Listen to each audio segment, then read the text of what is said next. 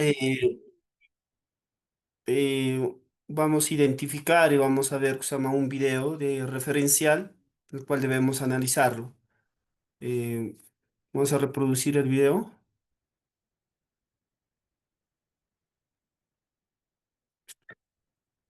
¿Qué es el marco del Sendai?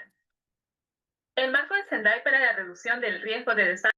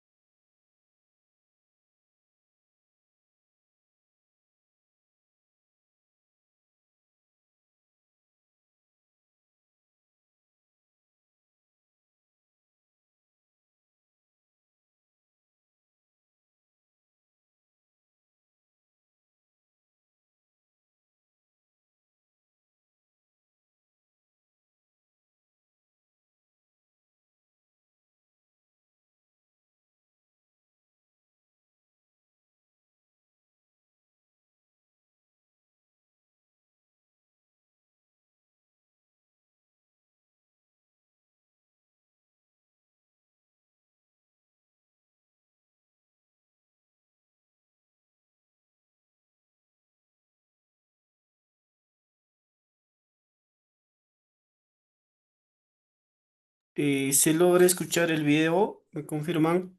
No se escucha nada, maestro. Un poquito más seriedad en su trabajo. Se escucha, no se escucha.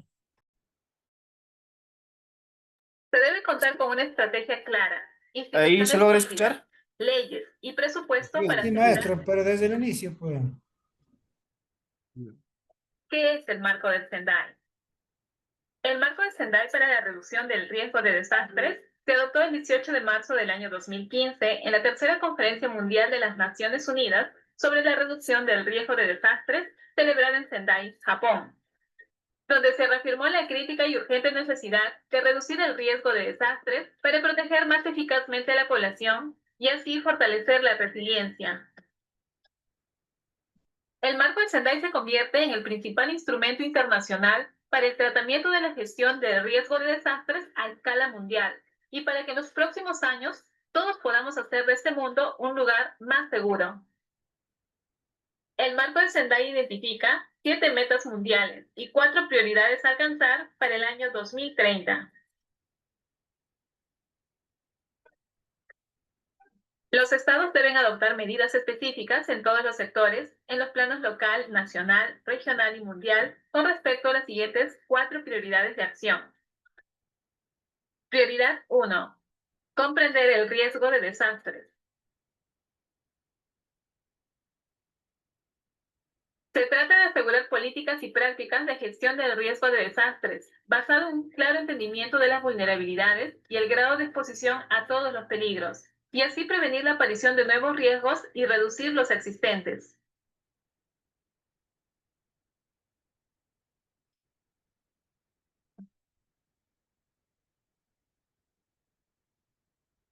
Prioridad 2. Fortalecer la gobernanza del riesgo de desastres.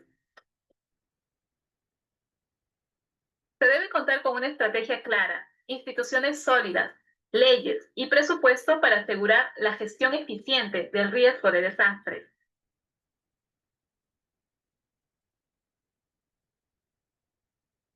Prioridad 3. Invertir en la reducción del riesgo de desastres para la resiliencia. Incluye inversión pública y privada en medidas que permitan prevenir y reducir las pérdidas por desastres.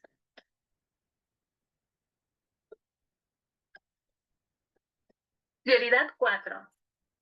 Aumentar la preparación ante desastres a fin de dar una respuesta eficaz y reconstruir mejor. Las áreas afectadas por un desastre desastre suponen una oportunidad para volver a analizar los riesgos y reconstruir mejor, y así reducir las vulnerabilidades futuras.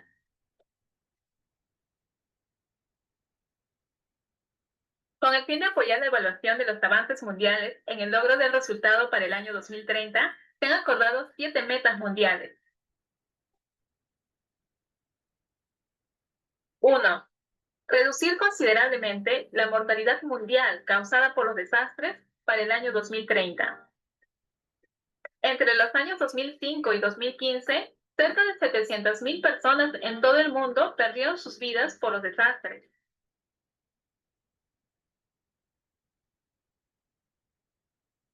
2. Reducir considerablemente el número de personas afectadas a nivel mundial para el año 2030. En los últimos 10 años, cerca de 1,5 millones de personas resultaron heridas y 24 millones quedaron sin hogar.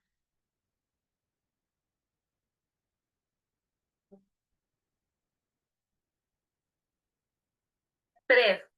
Reducir las pérdidas económicas en relación con el PBI mundial. $1 invertido en la prevención nos ahorra $7 en la reconstrucción. 4. Reducir los daños en la infraestructura y la interrupción de los servicios básicos. Se debe contar con una infraestructura resiliente y hacer los barrios seguros. 5.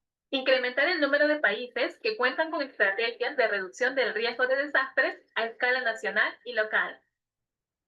6. Mejorar la cooperación internacional para países en desarrollo. 7. Incrementar la disponibilidad de los sistemas de alerta temprana para múltiples peligros.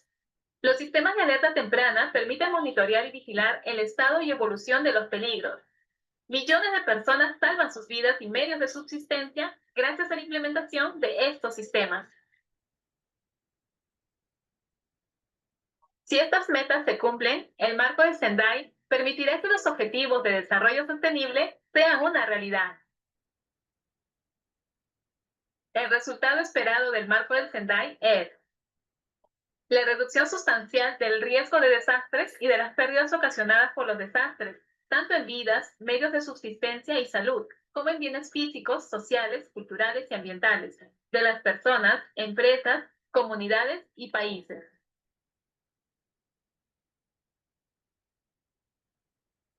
Todos debemos participar en la reducción del riesgo de desastres. Cada Estado tiene una responsabilidad primordial, pero todos los ciudadanos necesitamos estar comprometidos e informados de los riesgos. Juntos podemos hacer la diferencia. Si te resultó útil esta información, por favor comparte el video y suscríbete a mi canal. Gracias.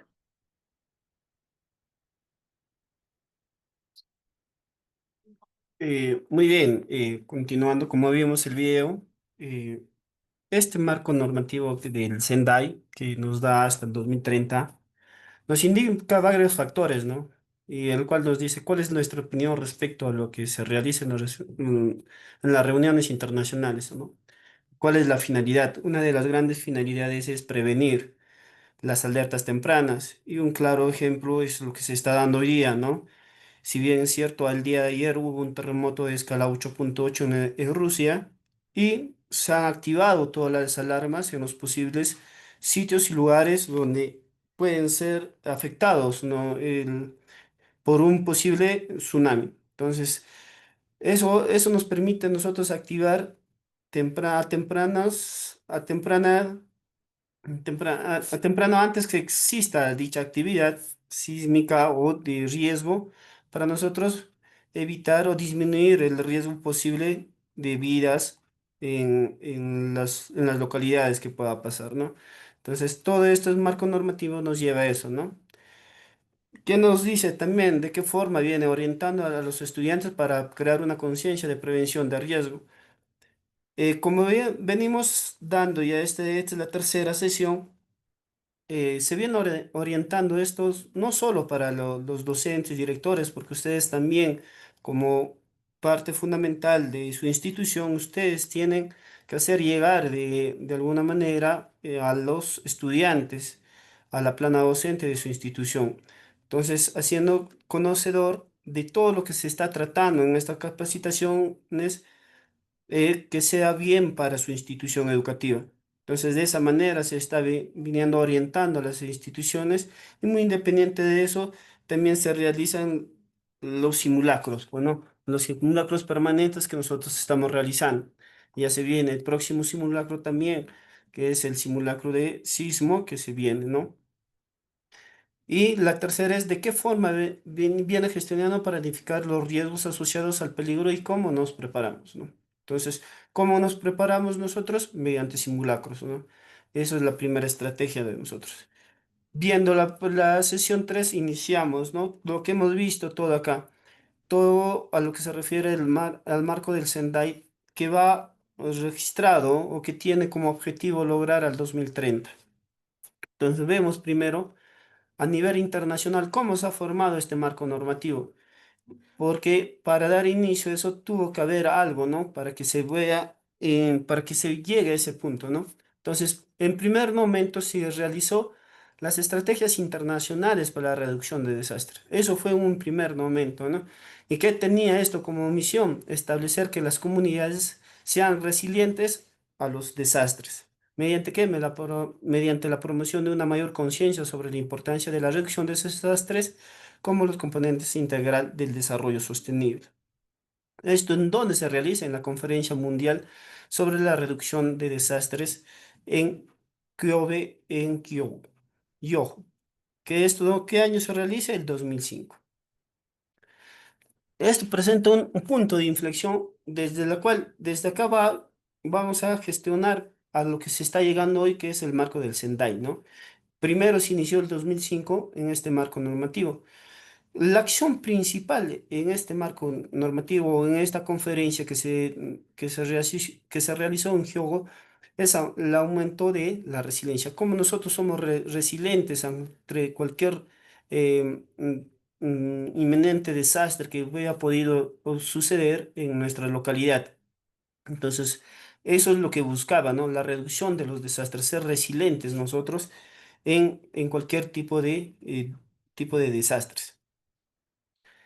Los principales elementos que propone para este fortalecimiento en esta estrategia internacional de reducción de desastres son cinco principales elementos. El primer elemento es la Plataforma Global para la Reducción del Riesgo de Desastres y sus órganos de apoyo, el grupo de consulta de las estrategias internacionales de reducción de desastres, el comité de asesor de programas o el cuadro, la coordinación de actividades preventivas que se le mencionaba, ¿no? Como esta actividad ha sido netamente resiliente, entonces teníamos que tener un coordinador de actividades preventivas, en la cual todos con la participación de los gobiernos, organizaciones regionales y de la sociedad civil. Siempre en toda conferencia se solicita que la participación de la sociedad civil, porque nosotros somos parte fundamental en la resiliencia de dichas actividades ante un evento catastrófico o ante un posible evento. Entonces, las organizaciones, si bien es cierto, parten de las autoridades, pero también es parte fundamental de la sociedad civil. Como ello, por ejemplo, en todas las actividades que nosotros podemos realizar, siempre es importante la participación de la sociedad civil. Sí. Como segundo elemento fue realizar una junta supervisora de gestión, presidida por el secretario general de Asuntos Humanitarios, cuya función era ofrecer los asuntos estratégicos, administrativos y de movilización de recursos.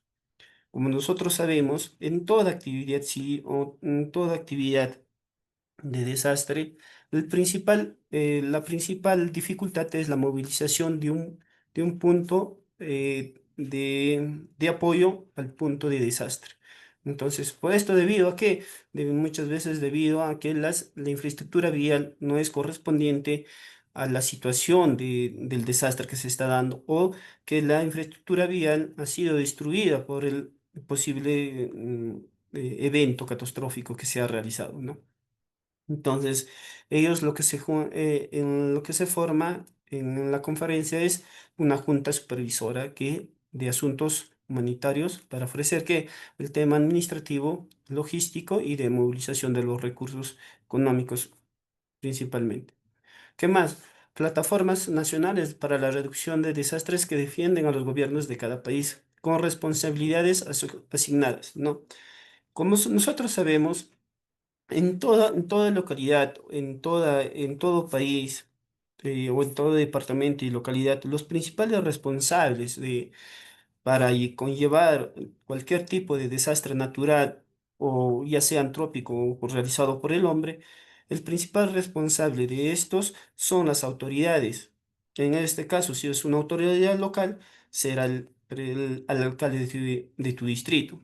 Si es a nivel regional, será el gobernador de algún departamento. Y si es a nivel nacional, es la presidencia de la República, o el presidente de la República, o la presidenta en este caso, ¿no? Entonces, ellos son los que tienen la responsabilidad asignada para atender este tipo de eventos. ¿Qué más? Redes regionales y de plataforma para la cooperación en torno a la reducción de desastres en los ámbitos regional y subregional.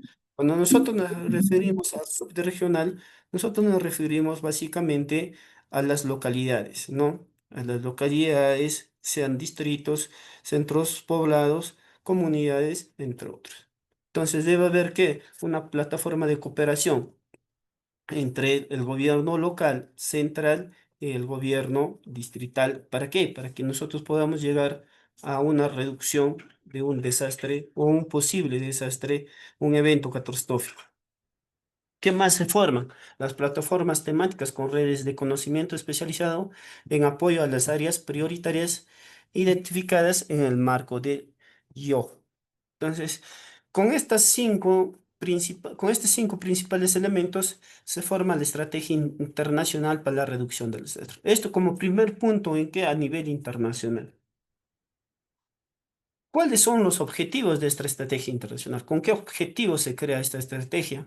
Uno, el primer objetivo es incrementar la conciencia pública sobre los peligros naturales y los desastres tecnológicos ambientales para la sociedad y las economías. Como les venía diciendo, ¿no? Toda actividad o todo evento catastrófico, el principal afectado, el principal afectado es la sociedad. Entonces, ¿para ello qué? Para ello, por eso se les mencionaba en la anterior diapositiva que toda la sociedad tiene que ser partícipe ante ello. Si la sociedad no es partícipe, no vamos a poder generar una conciencia de resiliencia. ¿Qué es eso de la resiliencia? No vamos a poder saber sobrellevar de qué manera nosotros vamos a poder actuar ante un evento catastrófico, ¿no? Entonces no vamos a saber actuar. Entonces por ello se pide que todas las poblaciones sean partícipes para el conocimiento de las buenas prácticas ante un evento catastrófico. ¿Qué más? ¿Cuál es el segundo objetivo? Lograr que las autoridades públicas se comprometan a reducir los riesgos presentes en la sociedad, en las infraestructuras sociales, económicas y en el medio ambiente con prioridad a los pobres. ¿Y cómo se genera esto, no? Básicamente se genera en este caso, si es un desastre natural, como es este caso, ya se están haciendo distintos simulacros de heladas, friajes. En este caso, ahora último, se realizó un, un, un simulacro de incendios forestales, ¿no? Entonces, a ellos nos logra la autoridad a comprometer. ¿Cómo nos compromete? Mediante esas actividades que se realizan en todas las instituciones. En este caso, perteneciente al OGEL, los compromete a ustedes a realizar y ser partícipa. ¿Pero con qué fin se realiza esto? Con el fin de que toda la población sea conocedora de ciertos puntos y de las actividades de cómo debe desarrollarse en cada desastre natural.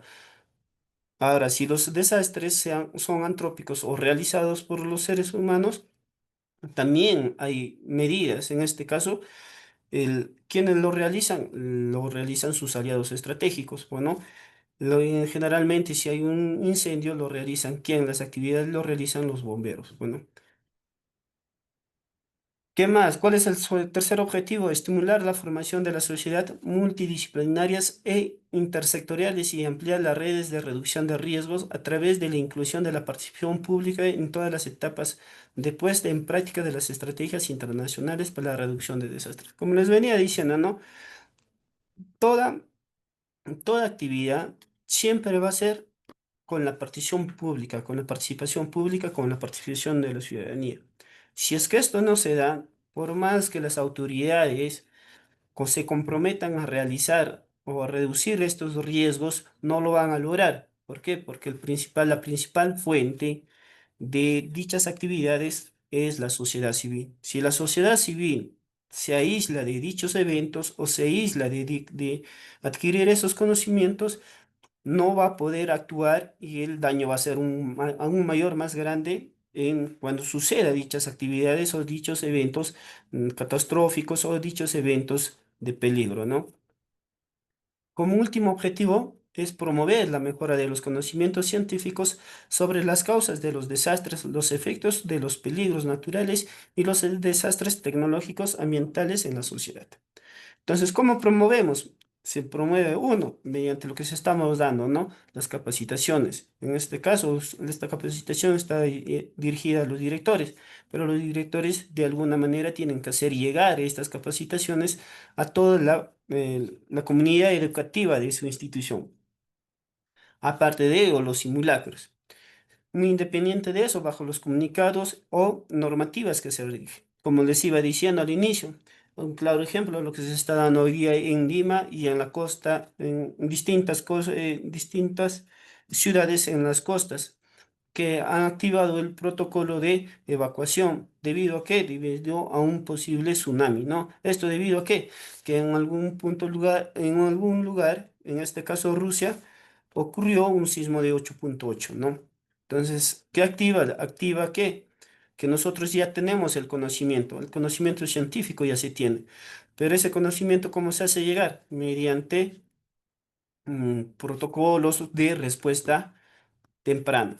Entonces, en este caso ya se activó el protocolo y ¿qué se hizo? Evacuar las costas del litoral peruano, en distintos puntos de la región de la costa, pues, ¿no? En este caso Lima, Piura y distintos departamentos que se llevó. Entonces, tenemos 5 puntos fundamentales que se inicia en esta estrategia, ¿no? Pues pasada esta estrategia, se llega a la conferencia mundial sobre la reducción de los desastres. Estrategia en Yokohama, ¿no? En 1994, para ese entonces, se celebró en Yokohama, en Japón, en una conferencia mundial, el cual es denominada por un mundo seguro en el siglo XXI, ¿no? Con la final de qué? De pasar revistas de los logros del diseño de la mitad del año, el cual congregó a 2.000 participantes de 149 estados, de los miembros del sistema de Naciones Unidas y de otros socios del diseño y su marco, de marco internacional. En este caso en Sudamérica o en América, se llevó también una conferencia mundial, la cual se realizó en Cartagena, en Colombia, que congregó a un número de países también y personas donde concretaron conclusiones importantes en este diseño internacional sobre la reducción de desastres naturales.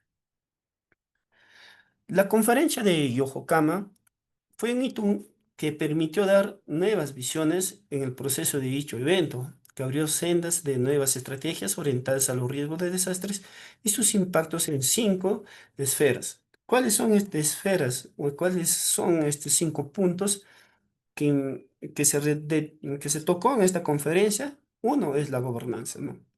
¿Cómo se realiza la gobernanza en cada país y cuál es su punto de acción? El segundo es la identificación, evaluación, vigilancia de los riesgos y la alerta temprana. Si nos fijamos, esto son puntos que hasta ahora se conllevan, la identificación, evaluación y vigilancia de los riesgos de alerta temprana. ¿Ante qué? Ante posibles riesgos o desastres, ¿no? O peligros, que en este caso. ¿Qué más? La gestión de los conocimientos y de educación. ¿Qué más? La reducción de los factores de riesgos subyacentes. La preparación para una respuesta eficaz y una recuperación efectiva. Entonces, son estos 5 puntos que en la conferencia de Yokohama se ha dado. El marco de acción del Sendai conlleva desde el año 2015 con prolongación al año 2030. ¿Qué quiere decir esto? Que son diferentes puntos que se abordó en el marco de acción con miras al 2030. ¿Cómo debemos llegar nosotros al 2030 como sociedad? ¿Referente a qué? Referente a los distintos peligros y riesgos que cada departamento tiene. Entonces, para eso es lo que se realiza este marco de acción del Sendai. Esto donde se realiza en un primer momento, el instrumento fue realizado para el 2015, que se realizó fue en el marco de Hyoyo, que se realizó el marco normativo desde 2005 al 2015 donde como tocamos ya en la anterior diapositiva, ¿qué cosa aumentaba? La resiliencia de las naciones y las comunidades ante los posibles desastres. Entonces, eso era el primer marco normativo, ¿no? Al 2015, ¿cómo nosotros teníamos que llegar? Siendo resilientes en todos los lugares ante un posible desastre natural, un evento catastrófico natural o antrópico o realizado por el hombre. Bueno, entonces, para el 2015 nosotros debíamos ser resilientes. El marco del SEDAI para la reducción de desastres fue aprobado por la tercera Conferencia Mundial de las Naciones Unidas sobre la reducción del riesgo de desastres, el cual se celebró del 14 al 18 de marzo del 2015 en Sendai. De ahí es lo que viene el nombre, el marco de acción del Sendai, que se realizó en Japón, ¿no? En el Estado se reiteró su compromiso de abordar la reducción de los riesgos de desastres y el aumento de la resiliencia ante los desastres con un renovado sentido de urgencia en el contexto del desarrollo sostenible y la erradicación de la pobreza. ¿Qué nos quiere decir? Que en un primer momento, ante cualquier evento catastrófico suscitado, nosotros teníamos que ser resilientes. Pero para el año 2030 ya se aumentaron dos aspectos más, que en este caso era, uno, ser resilientes y otro, ver el desarrollo sostenible y la erradicación de la pobreza. ¿Por qué? Para nosotros ser es, resilientes, nosotros teníamos que tener, o se tiene que tener, un desarrollo sostenible y aparte de eso, se tenía que disminuir la pobreza y es por eso que en muchos países se viene fomentando eso, ¿no? La reducción de la pobreza. También, ¿qué se hizo? Integrar la reducción de riesgo de desastres como aumento de resiliencia en las políticas, planes y programas de presupuesto a todo nivel, ¿no? Por lo cual establece 4 prioridades de acción. ¿Cuáles son estas 4 prioridades de acción? Uno, comprender el riesgo de desastres. Si nosotros no comprendemos qué es el riesgo de desastres, nosotros no vamos a poder ser resilientes. ¿Qué nos conlleva? Que cualquier tipo de riesgo nosotros visible que nosotros podamos ver, debemos saber cuáles son las consecuencias. Y ante esas consecuencias debemos saber el cómo actuar y cómo ser resilientes ante un evento posible de dichos eventos naturales o catastróficos, ¿no? ¿Qué más? Aumentar la preparación para casos de desastres a fin de dar una respuesta eficaz y reconstruir mejor en los ámbitos de recuperación, rehabilitación y reconstrucción. Entonces, ¿qué nos indica esto? Que una vez suscitado un evento de desastre, un evento catastrófico, de desastre natural, nuestra respuesta debe ser eficaz. ¿Y qué incluye eso? Tener una rápida respuesta de acción en recuperación, rehabilitación y reconstrucción. Entonces, todo eso nos va a llevar a qué? A ser una sociedad más resiliente. El tercero, fortalecer la gobernanza del riesgo de desastres para gestionar dichos riesgos. ¿Y esto quién lo conlleva? Esto lo conlleva principalmente, en un primer lugar, quiénes son las autoridades de cada localidad. Como les iba diciendo, las autoridades se dividen en tres niveles: autoridad local, regional y la autoridad nacional. En este caso, lo lleva la presidenta de la República, el gobernador y su alcalde de cada distrito al cual pertenecen, ¿no? Entonces, ellos fortalecen todo este tipo de riesgos, cómo debes manejarse. ¿Y qué más? Como último punto, y tal vez uno de los mayores puntos importantes, ¿no? Es invertir en la reducción de riesgo de desastres para ser resilientes. ¿Por qué? Porque el tema económico es de bastante ayuda en este tema para nosotros poder ser resilientes.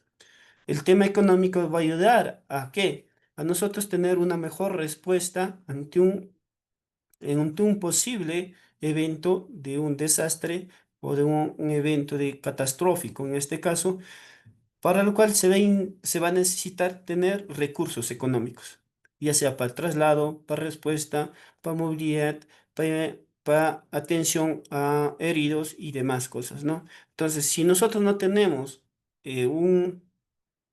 el tema económico, no se va a poder tener una respuesta eficaz, ¿no? Tampoco vamos a poder recuperarnos, menos rehabilitarnos y menos tener una reconstrucción del evento o del lugar donde se ha suscitado un evento catastrófico, un evento de reducción de riesgo, de un evento de riesgo, ¿no?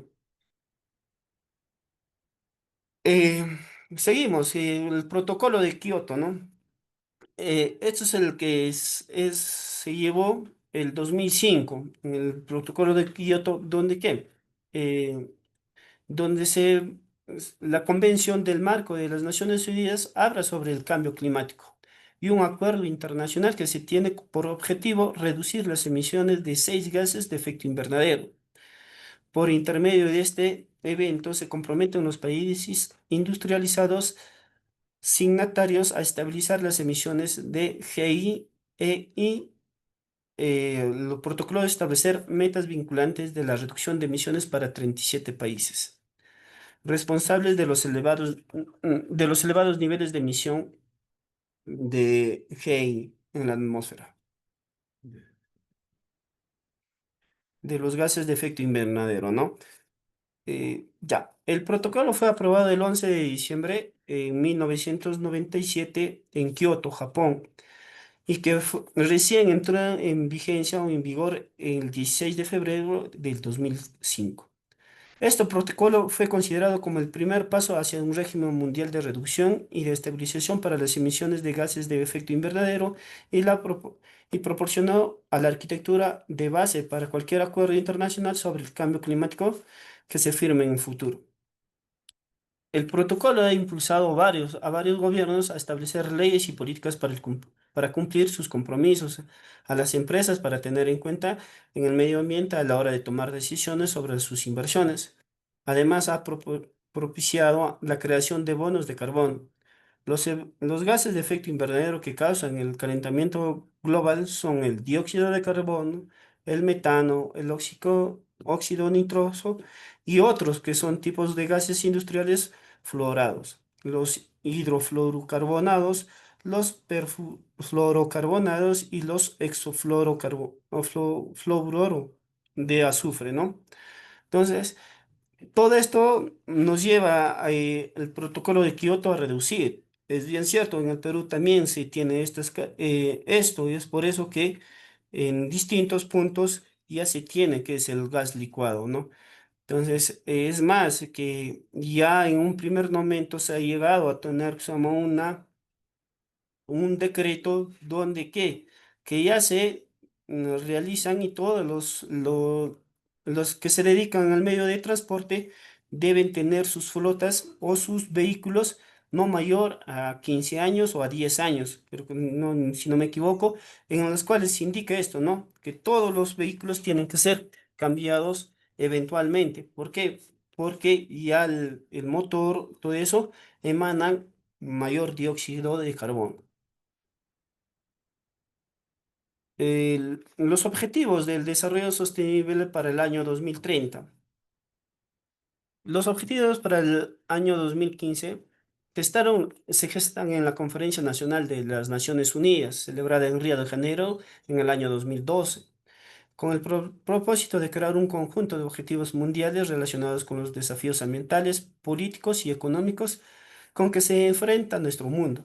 En julio de 2014, el Grupo de Trabajo Abierto de Asamblea General, el GTA, propuso un documento con 17 objetivos para su aprobación por la Asamblea General del mes de septiembre del 2015, donde se fijó pautas para futuras generaciones y aprobación de de nuevos ODS, ¿no?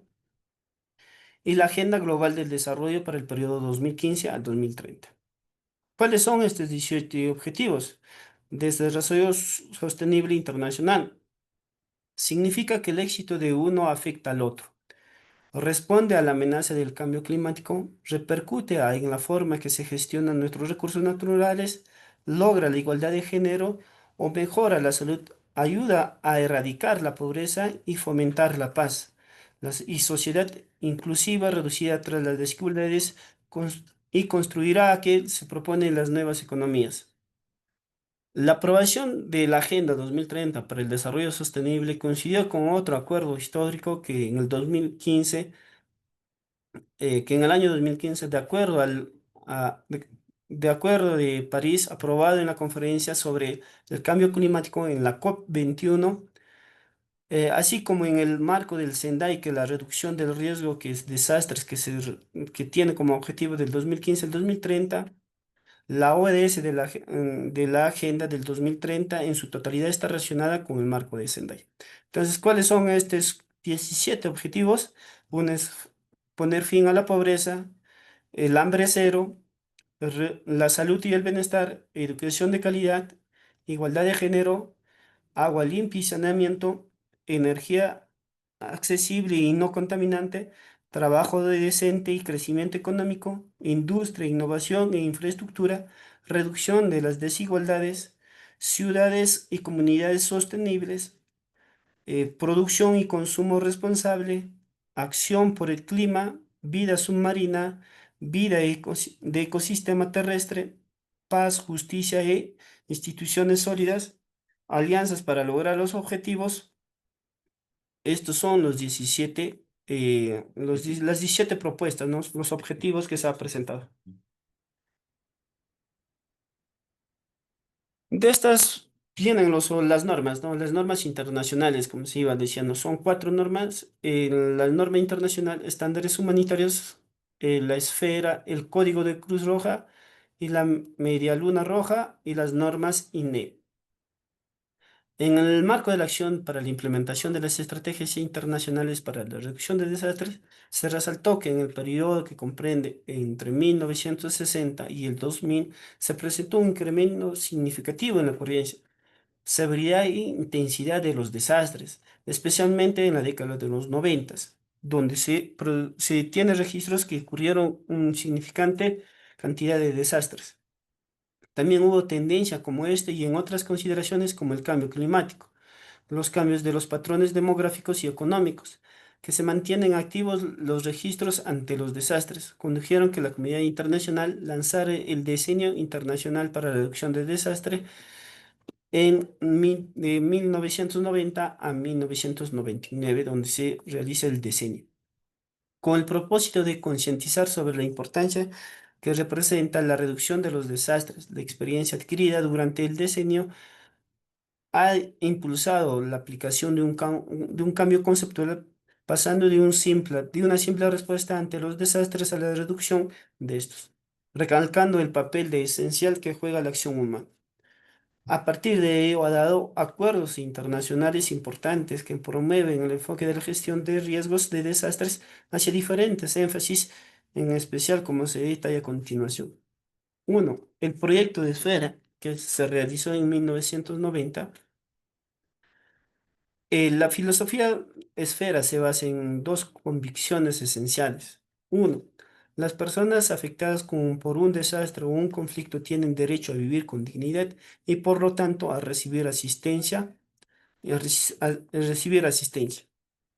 Y dos, Se deben tomar todas las medidas posibles para evitar el sufrimiento humano ocasionado por el desastre o los conflictos. Entonces, se basa en dos condiciones. Uno, que las personas afectadas tienen que vivir con dignidad y que los desastres, o sea, que tomar medidas posibles para aliviar el sufrimiento humano en ocasiones de desastre. En la actualidad, la esfera es una diversa comunidad mundial que reúne a profesionales de primera línea, organismos humanitarios, organizaciones comunitarias, capacitadores, donantes, responsables de creación de políticas, organismos gubernamentales y comunidades afectadas en torno a un objetivo común. ¿Cuál es su objetivo común? Mejorar los resultados y la resiliencia de las personas afectadas por el desastre y las crisis que haya sido afectado por un evento de reducción de examen catastrófico. Mm, ¿Qué más? Nos dice, ¿no?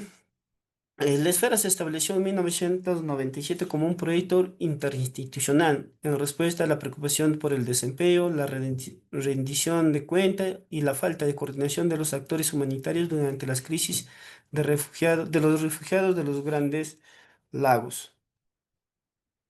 Eh, Hay una norma, las normas mínimas que nos indican, las normas mínimas se fundamentan en evidencias disponibles en las experiencias humanitarias, es decir, se representan las mejores prácticas basadas en un amplio consenso, reflejan derechos humanos inalienables, por lo que son de aplicación universal. No obstante, para aplicar las normas de forma eficaz, debe conocerse el contexto en el que tiene lugar la respuesta y hacer un seguimiento al análisis del mismo. Asimismo, las normas mínimas están referidas al abastecimiento de agua, saneamiento y fomento de higiene, seguridad alimentaria, nutrición y ayuda alimentaria, refugio, asesoramientos y artículos no alimentos y servicio de salud. Esas son las normas mínimas que se tienen. ¿Cuáles son las normas mínimas, no? Como ya lo he mencionado, son el abastecimiento de agua, saneamiento y promoción de la higiene. El otro es la seguridad alimentaria y la nutrición. Otro es el alojamiento, asesoramiento de humanos y artículos no alimentarios y acción de la salud que nosotros tenemos.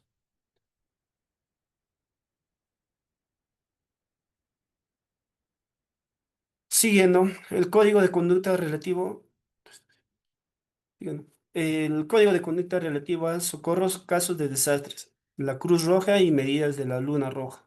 Como ya es bien conocido, son los primeros la Cruz Roja es uno de los primeros organismos de ayuda humanitaria a nivel mundial, que tiene como propósito preservar nuestras formas de comportamiento, buscar la eficiencia que se desea alcanzar mediante la participación de organizaciones no gubernamentales, las cuales nosotros los llamamos las ONGs, ¿no?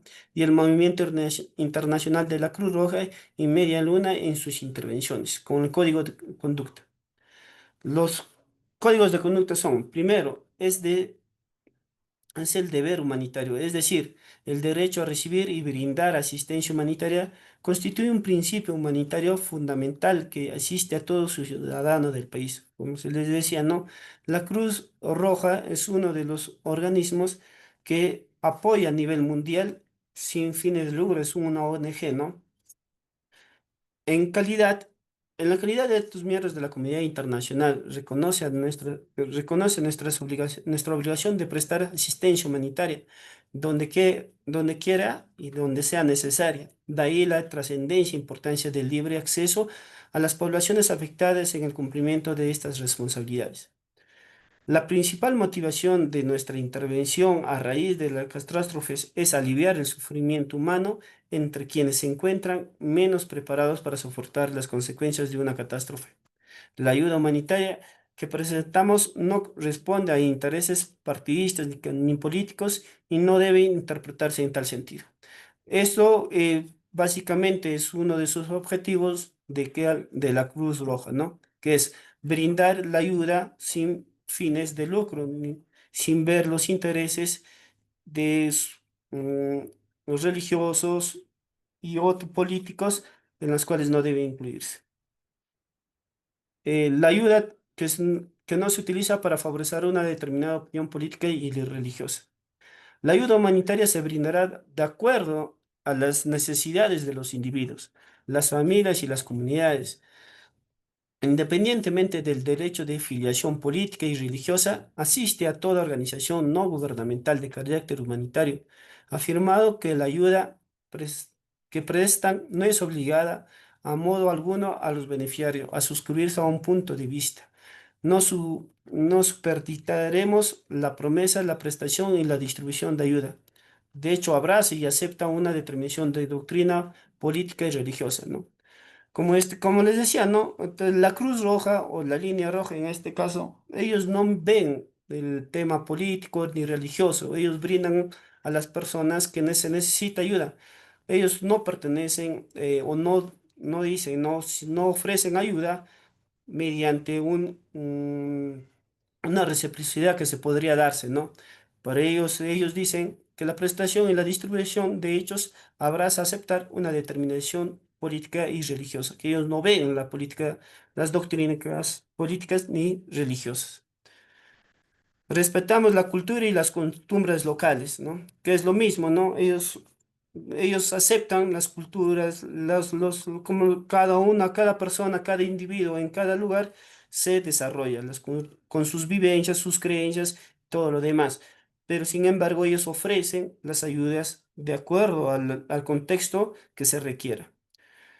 La ayuda de socorro tendrá como finalidad satisfacer las necesidades básicas y demás a tratar de reducir en el futuro la vulnerabilidad ante los desastres, ¿no? Y acá también nos explica, ¿no? Que todo lo que, en todas las operaciones que ellos se realizan, influye en el desarrollo a largo plazo. O sea que la ayuda no es en momentáneo, sino que la ayuda también es en sentido que sea amplio, que sea duradero, ¿no? ¿Para qué? Para que sea algo en un sentido positivo y no negativo. Teniendo esto presente, se trata de llevar programas de socorro que reduzca de modo concreto la vulnerabilidad de los beneficiarios ante posibles futuros desastres que contribuyen a un modo de vida sostenible. Entonces, todo ello nos ayuda la Cruz Roja, ¿no? Es una ONG muy grande que es conocida a nivel mundial, a las cuales no les importa los fines de lucro. Bueno, mi participación terminaría acá. Le doy pase al ingeniero Miguel para que continúe con la exposición. Muy buenas tardes, estimados directores y maestros del ámbito de local Huancavelica. Quienes habla es el ingeniero José Miguel Sedano Alache, coordinador local del programa presupuestal. Bien, en este punto vamos a tratar acerca de las normas mínimas para la educación en situaciones de emergencia, más conocidos como los INE. ¿De qué trata esta norma? Nos dice que es una red interinstitucional para la educación en situaciones de emergencia. Fue creada con una finalidad, que es elaborar las normas para promover, ¿no?, un nivel mínimo de acceso a la educación de calidad. También se habla para incluir a las instituciones afectadas, ¿no?, en situaciones de emergencia. Entonces, ¿en qué se basan estas normas? Uno, en la Convención sobre los Derechos del Niño, en la Declaración Educación para Todos y en la Carta Humanitaria y las normas mínimas de respuesta humanitaria en casos de desastre. Del proyecto Esfera representa más que nada los objetivos universales para ayudar a los adultos y a los niños a lograr el derecho a la vida con dignidad. Comprenden la idea de que la educación es un derecho básico para todos, ¿no?, el cual nosotros también tenemos conocimiento y sabemos de ello. Entonces, las normas son un complemento esencial a las normas del proyecto Esfera. ¿Qué van a hacer? Eh, Básicamente se van a trabajar en normas mínimas sobre ayuda humanitaria, ¿no?, en casos de desastre. Entonces, para las situaciones de emergencias aplicadas, justamente existen las normas mínimas, ¿no?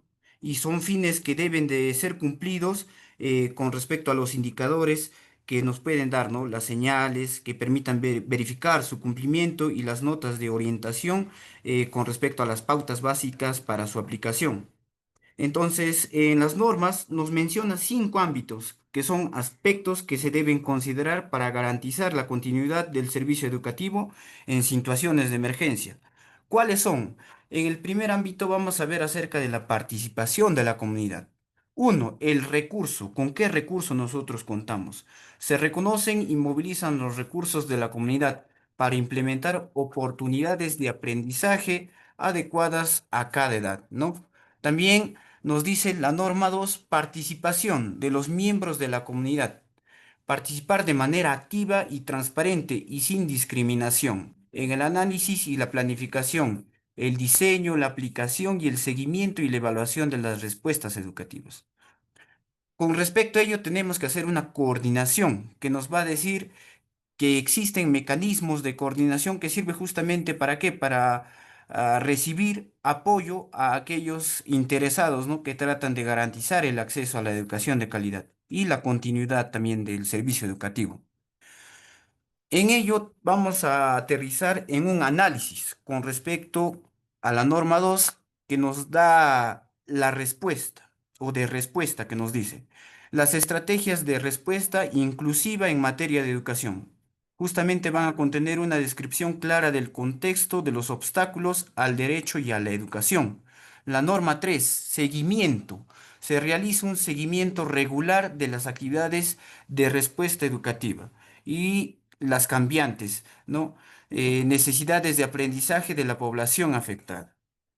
A ello también tenemos la norma 01, que es el análisis. Se realiza de un análisis educativo oportuno de la situación de la emergencia, de una manera holística, transparente y participativa. La norma 4, evaluación. Las evaluaciones sistemáticas e imparciales justamente van a mejorar las actividades de respuesta educativa, ¿no? Entonces, en ello es donde se tiene que trabajar. En el segundo ámbito, vamos a tener lo que son los accesos y ambientes de aprendizaje. Norma 1, igualdad de acceso. Todos los individuos tienen acceso a oportunidades educativas adecuadas y de calidad. Eso es lo que nos manifiesta la norma 1, ¿no?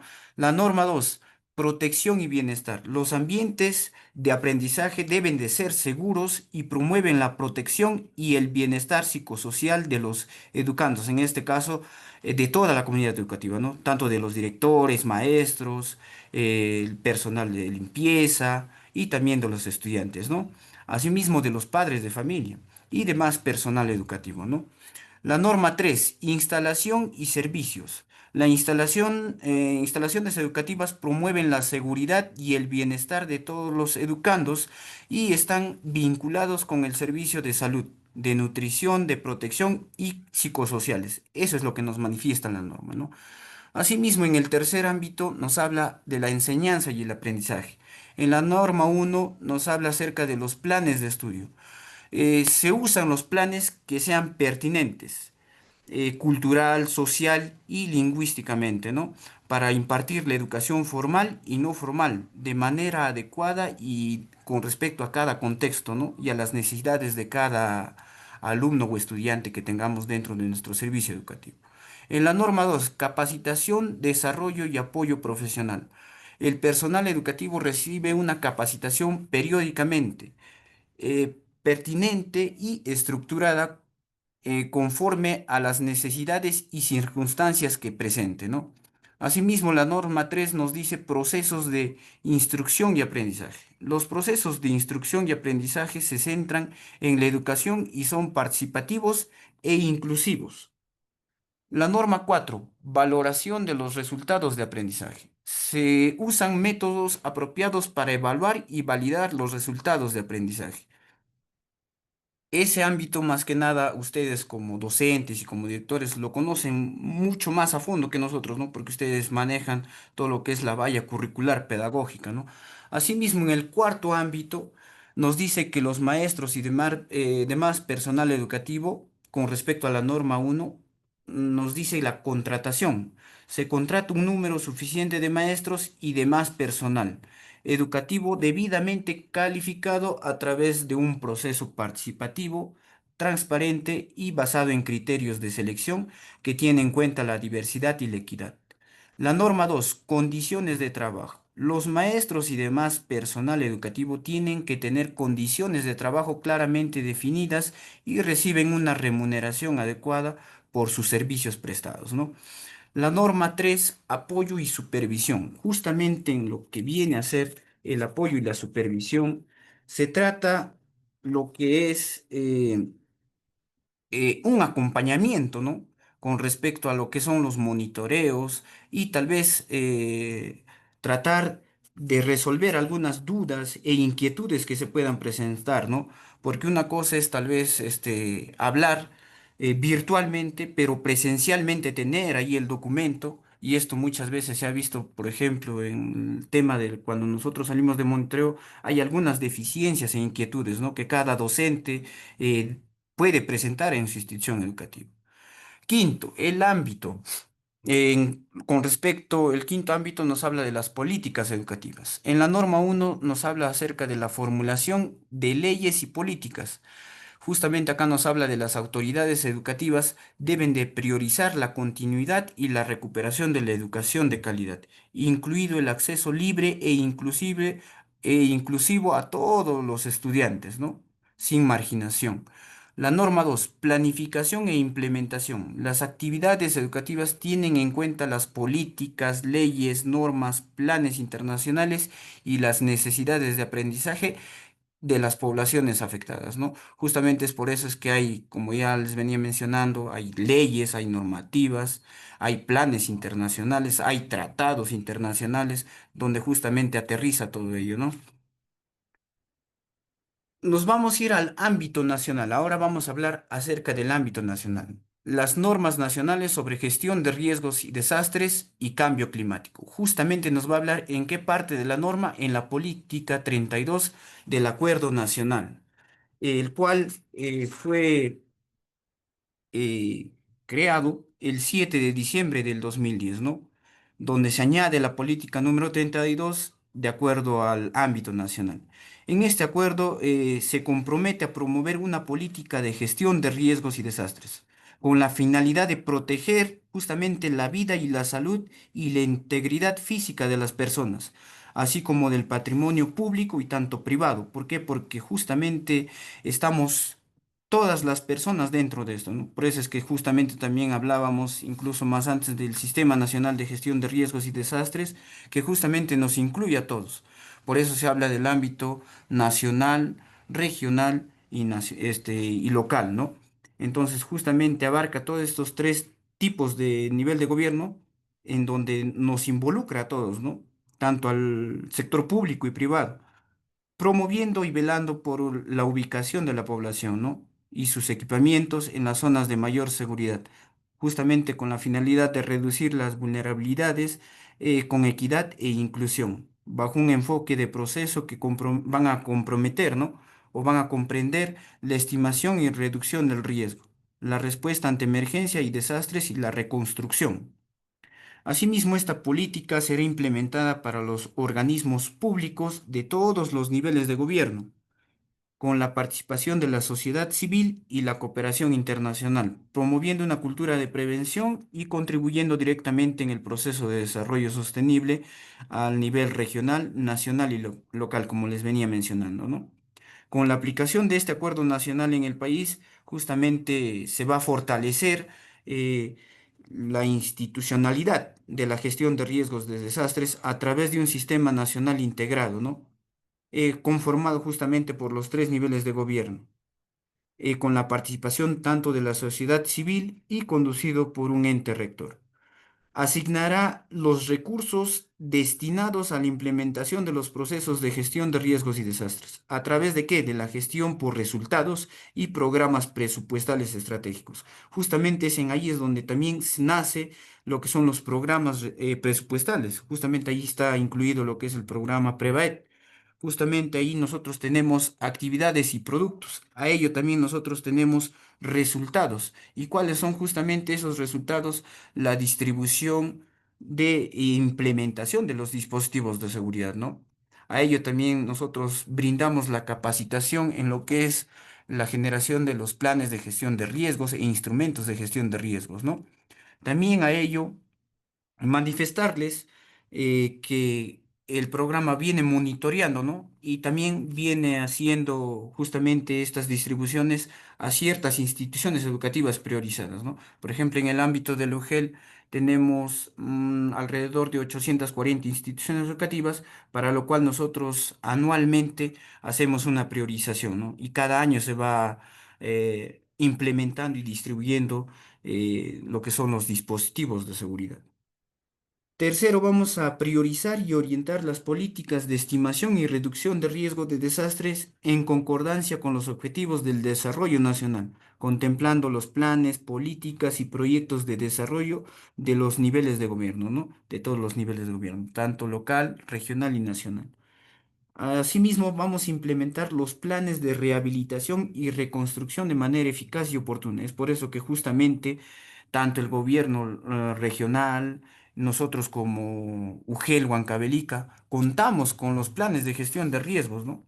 Con los instrumentos de gestión, los cuales están aprobados con una resolución directora. Y también contamos con un plan de continuidad operativa. A ello también nos dice que se va a promover la participación de las organizaciones de la sociedad civil y la cooperación internacional. Se va a desarrollar en todos los niveles y modalidades del sistema educativo nacional programas y proyectos de educación preventivos frente a los riesgos, ¿no? Dentro de un marco de un enfoque de sostenibilidad ambiental. Asimismo, va a velar por el cumplimiento de acuerdos internacionales aprobados por el Estado peruano en materia de gestión de riesgos y desastres, entre otros. Segundo, vamos a tener la Política Nacional de Gestión de Riesgos y Desastres para el año 2050, el cual ha sido aprobado por Decreto Supremo 038/2021. Como ustedes saben, el Perú, es un país megadiverso, ¿no? Tiene una gran diversidad de climas, en los cuales nosotros contamos con 28 de los 32 climas a nivel mundial. Ello también anudado a su geomorfología, su ubicación en el borde suroriental del Océano Pacífico y a ser parte del denominado Cinturón de Fuego del Pacífico, ¿no? Justamente nosotros también estamos dentro de ese cinturón, ¿no? Nosotros como región Huancavelica eh, da como resultado no solo a un país con gran riqueza y diversidad étnica y tanto cultural, sino también con un alto nivel de vulnerabilidad y una gran variedad de potenciales peligros que puedan suscitarse dentro de nuestro país, ¿no? A ello ha llevado a su población básicamente a convivir a lo largo de la historia, ¿no? Con los múltiples escenarios de riesgos. Como ustedes ya incluso lo hemos tratado en las ponencias anteriores. Hemos hecho la identificación de los peligros más recurrentes en la región huancavelica, ¿no? Los cuales tenemos, pues, puede ser lluvias intensas, vientos fuertes, el vulcanismo, caída de rocas. Entonces, todos esos peligros nos ha llevado justamente a convivir, ¿no? Nosotros como población con todos esos peligros. Y también nos ha llevado a adecuarnos a ello, ¿no? Entonces, justamente, ¿por qué se trabaja estos escenarios de riesgo? Justamente para tratar de que no haya pérdidas, ¿no?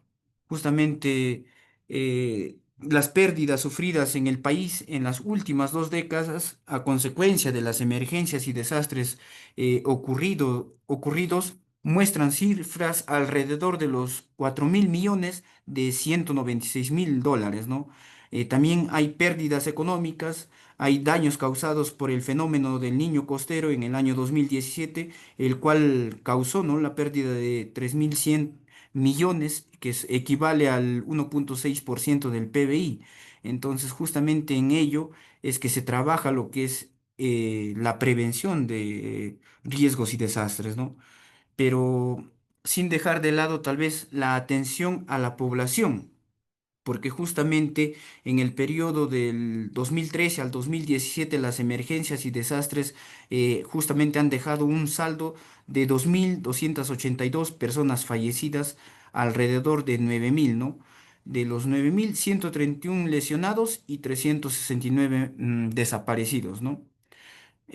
Asimismo, se suman las pérdidas de los medios de vida de la población, tanto físico como financieros, naturales y sociales, ¿no? El cual genera un gran impacto en el desarrollo del país, que resaltan o resultan en una falta de sostenibilidad de las metas de desarrollo, hacia el país, ¿no? En esta línea, la Política Nacional de Gestión de Riesgos de Desastres para el año 2050 establece 6 objetivos prioritarios, que van a contribuir a alcanzar la situación futura deseada. ¿Y cuáles son esos 6? Uno, mejorar la comprensión del riesgo de desastre para la toma de decisiones a nivel de la población y las entidades del Estado, justamente en el marco del Sendai, ¿no? Que establece como una de sus prioridades la comprensión del riesgo de desastre en todas sus dimensiones, de vulnerabilidad, capacidad, grado de exposición de las personas y bienes, así como de las características o amenazas o peligros, ¿no? Y el entorno, incluyendo situaciones hipotéticas sobre el cambio climático. Segundo, mejorar las condiciones de ocupación y uso considerado del riesgo de desastre en el ámbito territorial, ¿no? El escenario que desde la instancia superior del Estado se tome en cuenta la alta importancia del ordenamiento territorial, el cual muchas de nuestras poblaciones tiene deficiencia justamente en ello, ¿no? Por ejemplo, acá también en la ciudad de Huancavelica, no tenemos un ordenamiento territorial, ¿no? Básicamente ha hecho que la población o el crecimiento poblacional haya este desorden territorial, ¿no? No tenemos, por ejemplo, habrán visto ustedes, tenemos algunas calles anchas, algunas calles solamente con el nivel mínimo de metraje. Entonces son situaciones que tal vez no cuenta con el ordenamiento territorial, ¿no? Mientras que otros países avanzados, están justamente, nos superan en ello, ¿no? Y se han visto, por ejemplo, países como Suecia, em, o Bélgica, donde son países avanzados justamente en lo que es ordenamiento territorial, ¿no? Entonces, a ello también hay mucha variabilidad climática y sobre todo el cambio climático, ¿no? Como factores de tratamiento que evitarían la migración interna, crecimiento acelerado de la población urbana y otros factores socioeconómicos, ¿no? A ello también se ha visto también, por ejemplo, que en algunos, centros poblados rurales, por justamente la falta de trabajo, es que migran hacia las ciudades grandes, ¿no? Por ejemplo, Huancayo, mismo acá Huancavelica. ¿Por qué? Porque justamente no hay ese servicio o no hay trabajo que brinda justamente el gobierno local, ¿no? Tercero, vamos a mejorar la implementación articulada de la gestión de riesgos de desastre en el territorio. La falta de planificación e implementación de estrategias integrales, ¿no? E intergubernamentalmente, que cuenten, con un enfoque territorial inclusivo. A esto se suma, la débil implementación del monitoreo, seguimiento y evaluación, un respectivo control, fiscalización y rendición de cuentas, ¿no?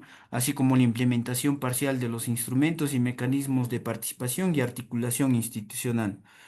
Eh, Cuarto, fortalecer la incorporación de la gestión de riesgos de desastre en la inversión pública y privada. Las debilidades existen en la incorporación e integración de la gestión de riesgos y desastres, en las inversiones públicas y privadas de todo tipo, ¿no? Trae como consecuencia justamente el incremento de las condiciones de vulnerabilidad de la población y sus medios de vida, ¿no? Quinto, asegurar la atención de la población ante la ocurrencia de emergencias y desastres. La debilidad e implementación de mecanismos y estrategias de preparación, ¿no? Para la respuesta oportuna, el incremento del impacto de los desastres que afectan la sostenibilidad de las metas de desarrollo del país, ¿no? Y la deficiente articulación a nivel sectorial, ¿no? Intersectorial y también intergubernamentalmente, ¿no? Y de estos con el sector privado para la atención de emergencias y desastres, ¿no? Aunado al débil desarrollo de las capacidades que justamente vamos a tener en la gestión de recursos, sobre todo, a nivel local, ¿no? dan cuenta de las deficiencias para dar una adecuada respuesta hacia las emergencias y desastres para el restablecimiento de los servicios básicos indispensables que cada persona debe de contar, ¿no? Sexto, vamos a mejorar la recuperación de la población y sus medios de vida afectados por emergencias y desastres, ¿no? La debilidad de la implementación de los mecanismos, estrategias de prevención y reducción de riesgos y también de la recuperación, ¿no? El incremento del impacto de los desastres que afectan a la sostenibilidad de las metas de desarrollo del país, así como la evidencia que existe de intervenciones de rehabilitación y reconstrucción desarticulados e incluso con respecto al enfoque de prevención y reducción, ¿no?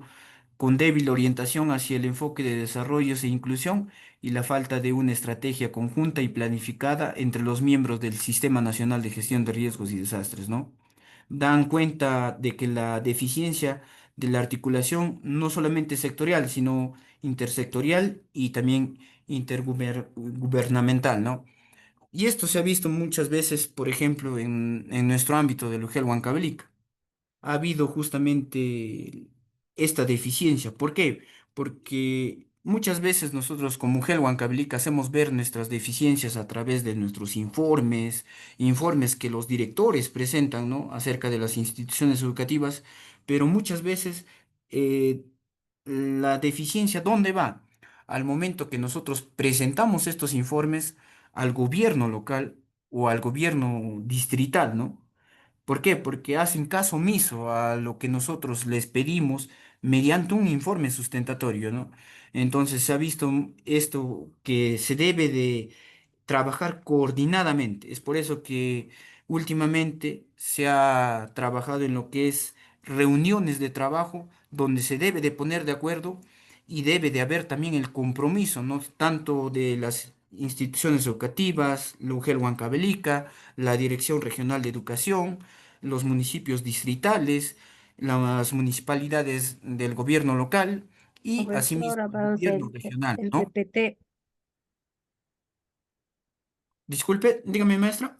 Avance el PPT. Avanza el PPT, por favor, no está avanzando. Ah, ya.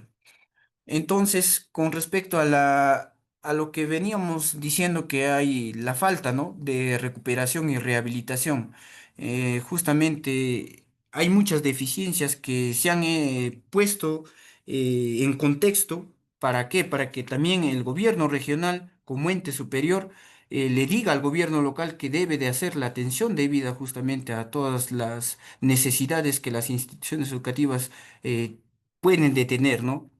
Al momento de suscitarse este tipo de emergencias. Bien, seguimos. Como tercer punto vamos a tener la política nacional del ambiente con respecto al decreto supremo número 023/2021 MINAM, que contiene justamente la principal decisión de la política ambiental del país, ¿no? Que va a definir y orientar las acciones de las entidades, tanto del gobierno nacional, regional y local, y del sector privado, y la sociedad civil para los próximos 10 años, que va a establecer objetivos, estrategias, servicios y actividades orientadas a formar los problemas críticos que van a afectar al ambiente y la sostenibilidad del desarrollo del país, ¿no? La política nacional del ambiente también ha sido elaborado a través de un proceso participativo y descentralizado, con la participación de los diversos públicos, ¿no? Del nivel nacional, regional y local. Asimismo, se desarrolló una consulta pública de sus componentes principales, donde se recibió más de 450 propuestas para mejorar esta política, ¿no? Entonces, a ello, la pérdida de los servicios ecosistémicos, el aire limpio, agua limpia, bosques, paisajes, suelos, entre otros, causan, ¿no? La pérdida de la diversidad biológica, la deforestación, la contaminación del aire, el agua y el suelo, la emisión de gases de efecto invernadero, la débil gobernanza ambiental, procesos productivos poco ecoeficientes y el inadecuado comportamiento ambiental ciudadano, ¿no? La falta de cultura ciudadana, ¿no? Los principales resultados van a buscar lograr la política nacional del ambiente. ¿Y cuáles son? son en biodiversidad y bosques. Justamente nos habla de reducir el 20% con respecto al número de especies amenazadas en el Perú, ¿no? Reducir del 20% al 6% la tasa de variación anual de pérdida de bosques. Ya puede ser por tal vez la minería ilegal, ¿no? Que se viene suscitando en los bosques peruanos, ¿no? Otro, en la calidad ambiental, lograr el 50% de las zonas de atención prioritaria. Tenga justamente la calidad de aire con un calificativo de bueno. Lograr al 36% de pasivos ambientales mineros, tengan planes de cierre o remediación en marcha para alcanzar el 63% de los residuos sólidos en infraestructura y disposición final. Con respecto al cambio climático, reducir en un 20% las pérdidas del país por efecto directo de la vulnerabilidad al cambio climático. Cumplir con el 100% de las contribuciones nacionales determinadas que tiene como objetivo alcanzar la meta de reducción de las emisiones de 30% con respecto al escenario del bucines, ¿no? Para el año 2030 en producción eficiente y sostenible, lograr que el 64% de la energía en red eléctrica nacional provenga de fuentes renovables, ¿no? Y alcanzar el 20% de entidades públicas que han incrementado sus niveles de coeficiencia. Lograr que 200 empresas peruanas cumplan con los criterios de bio y econegocios, ¿no? Asimismo, se les está poniendo en claro ahí que deben de hacer uso de energías renovables, por ejemplo, el uso de los paneles solares, el uso de la energía eólica, entre otros, ¿no? En institucionalidad ambiental, lograr el 90% de conflictos ambientales que estén gestionados adecuadamente, ¿no? A lo que es los conflictos ambientales que estén gestionados adecuadamente e incrementar al 136,7% la producción científica en temas ambientales, ¿no? Entonces hay un arduo trabajo que se debe de hacer y que se viene trabajando para poder lograr estos compromisos, ¿no? Ahora vamos a hablar sectorialmente con respecto a la Política Nacional de Educación Ambiental, el cual se ha dado con Decreto Supremo número 017/2012 y que aprueba la Política Nacional de Educación Ambiental, ¿no? Como instrumento para desarrollar la educación, cultura y ciudadanía ambiental nacional orientada justamente a la formación de una sociedad peruana sostenible, competitiva, inclusiva y con identidad.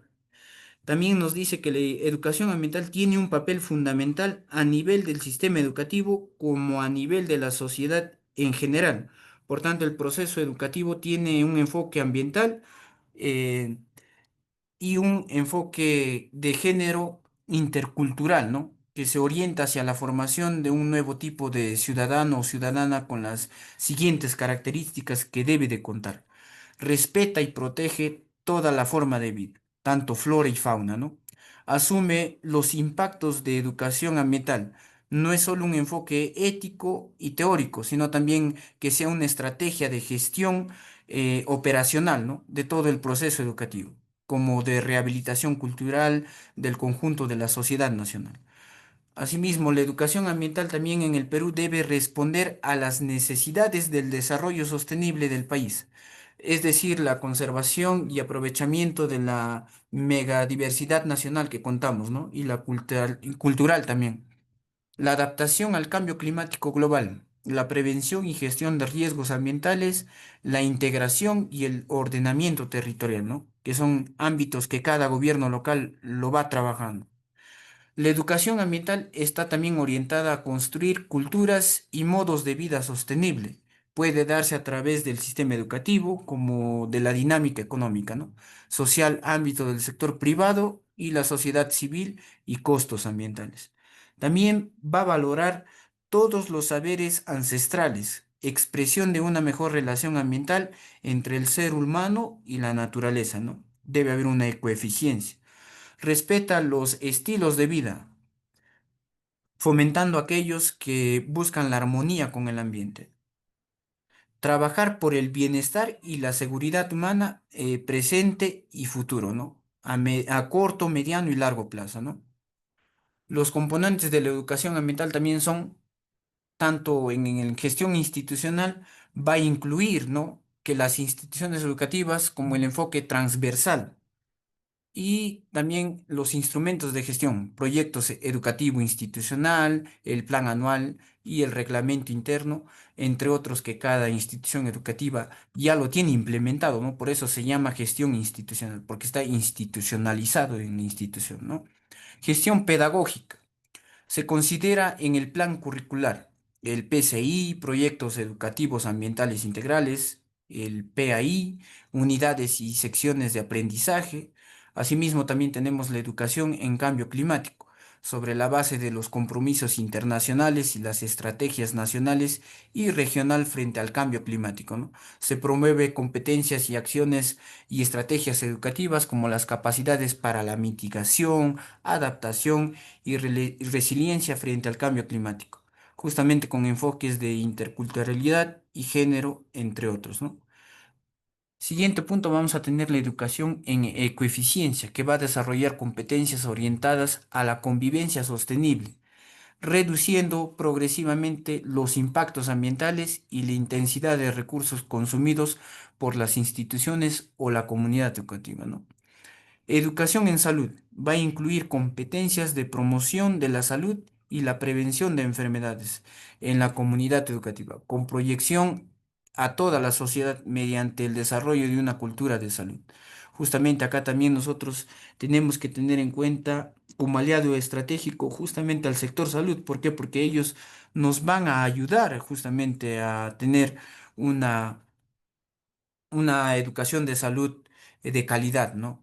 Entonces, ya depende de nosotros, tanto como directivos, gestionar, ¿no?, con el sector salud, tal vez para que nos puedan dar algunas charlas en temas que tal vez nosotros desconocemos.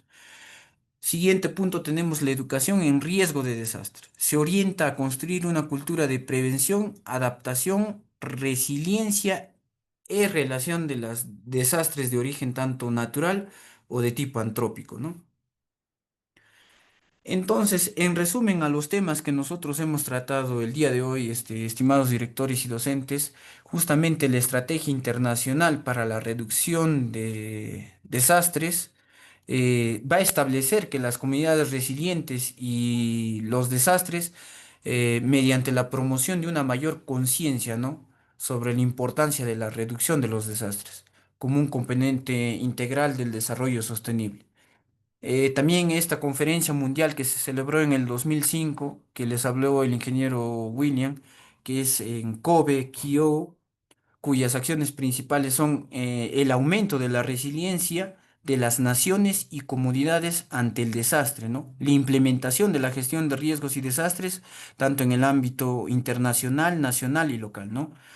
Segundo, los objetivos del desarrollo sostenible para el año 2030 tiene como propósito de crear un conjunto de objetivos mundiales relacionados con los desafíos ambientales, políticas y económicas, con el que se va a enfrentar nuestro mundo, ¿no? Presenta, ya lo había visto, 17 objetivos, de los cuales nos relacionamos con el objetivo 11, que busca justamente lograr que las ciudades y los asentamientos humanos sean inclusivos, seguros, resilientes y sostenibles. Y el objetivo 13, que requiere adoptar medidas urgentes para combatir al cambio climático y sus efectos, ¿no? A ello también la Conferencia Mundial sobre la Reducción del Riesgo de Desastre, denominada también como la Estrategia de Yokohama en el marco de acción del Sendai, ¿no?, y el Protocolo de Kioto, que son acuerdos internacionales orientados justamente a la identificación y evaluación de los riesgos, para asumir compromisos, para realizar acciones de reducción de los riesgos, procurar el aumento de la resiliencia y disminuir la producción de los gases de efecto invernadero. Causales justamente causan principalmente el calentamiento global, ¿no? Asimismo, elaborar e implementar y ejecutar los planes y programas en el marco de la gestión de riesgos y desastres, y asimismo hacer la formulación y aplicación de las políticas específicas para la reducción del riesgo de desastre. Siguiente, tenemos las normas internacionales como Proyecto Esfera, el Código de la Cruz Roja y la Media Luna Roja, que son normas, ¿no?, Son iniciativas lanzadas por un grupo de organizaciones humanitarias a nivel mundial. En el caso del proyecto Esfera, es parte de la ayuda humanitaria post-desastre, antes del desastre, ¿no? Para el código de una conducta como propósito que va a preservar justamente nuestras formas de vida, de comportamiento y el movimiento internacional de la Cruz Roja, ¿no?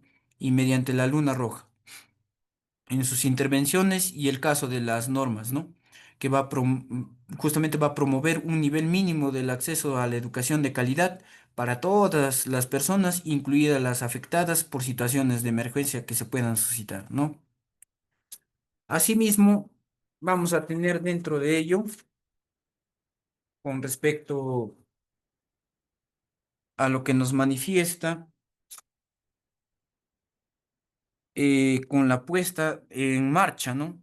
De la política 32 del Acuerdo Nacional, que todos los peruanos nos comprometemos a promover una política de gestión de riesgo de desastre con la finalidad de proteger la vida, la salud y la integridad física de las personas, así como el patrimonio público y privado, ¿no? Promoviendo y velando por la ubicación de la población y sus equipamientos en las zonas de mayor seguridad, reduciendo la vulnerabilidad con equidad e inclusión bajo un enfoque de procesos que se van a comprender, ¿no? Justamente está ahí la estimación y la reducción del riesgo, la respuesta ante emergencias y desastres y la reconstrucción, ¿no? Y esto es justamente para nosotros muy importante. ¿Por qué? Porque nosotros como instituciones educativas eh, vamos a tratar de que todas nuestras, mm, de que todas nuestras, eh, todo lo que tengamos dentro de nuestra institución educativa, tratar de protegerlo, ¿no? Por ejemplo, tanto a la vida y la salud y también lo que son ya sea ya artefactos tecnológicos dentro de de nuestra institución, ¿no?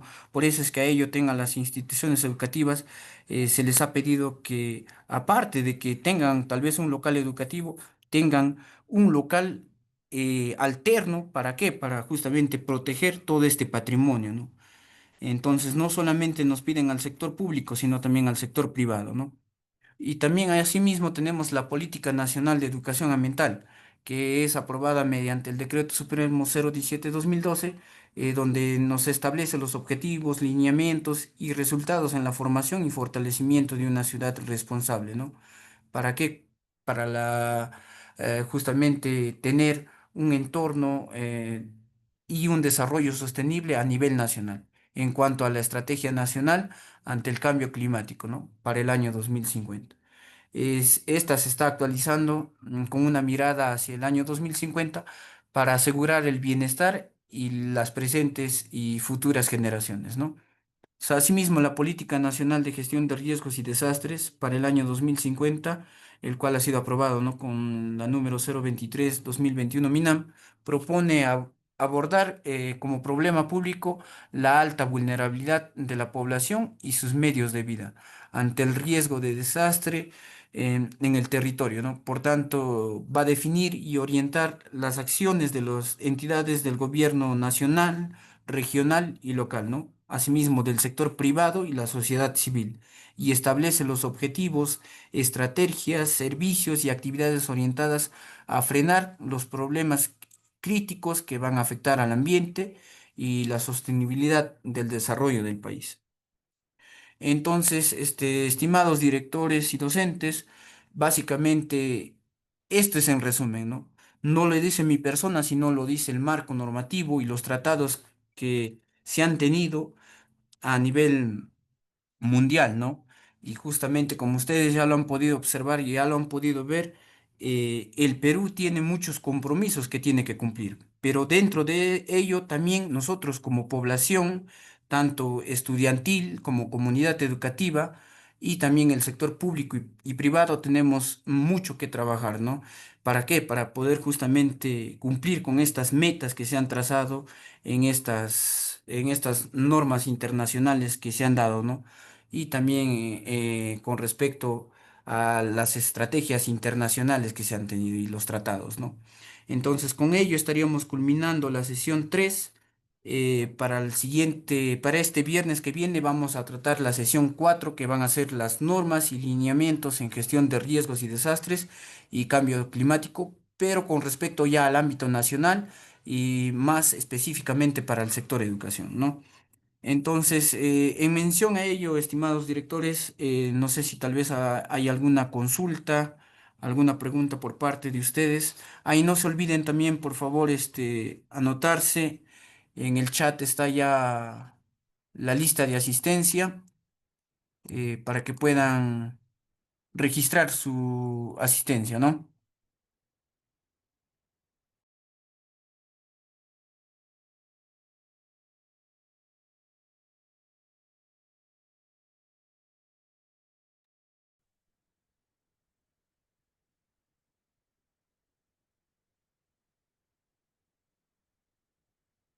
¿Alguna consulta, pregunta? No, solamente lista de asistencia, ahí para que pueda subirlo al Drive y la señorita Yasmín pueda tener en cuenta ahí en el Drive. Sí, también se les va a compartir los PPTs.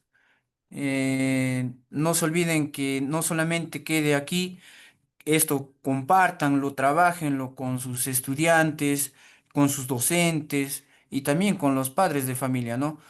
Sí, la señorita al grupo de WhatsApp lo va a subir los PPTs para que ustedes también puedan tal vez poder explicarles más a fondo a los docentes, a los estudiantes, e incluso que no quede esto solamente acá, sino también ustedes puedan mejorarlo, ¿no?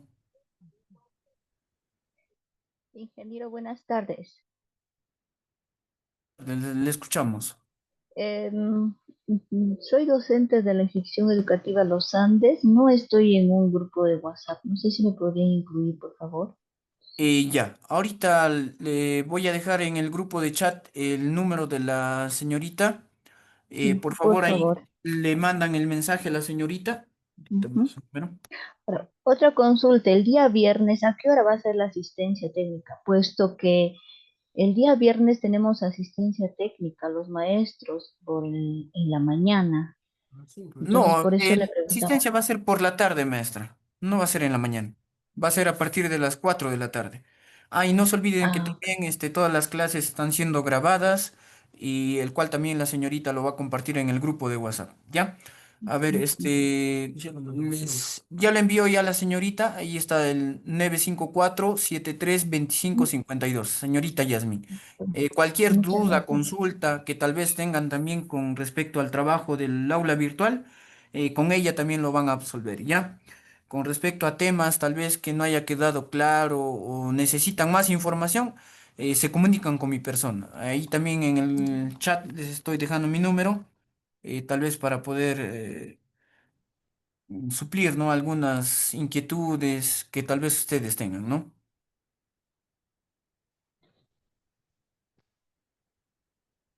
¿Alguna otra participación, estimados directores, docentes?